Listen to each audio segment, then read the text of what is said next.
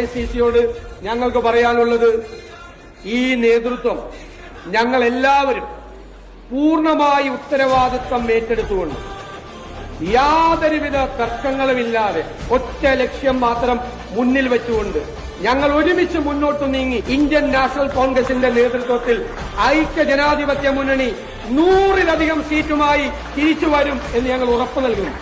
അഖിലേന്ത്യാ കോൺഗ്രസ് നേതൃത്വത്തിന് ഞങ്ങൾ ഉറപ്പു നൽകുന്നു. ഇത് വാക്കാണ്.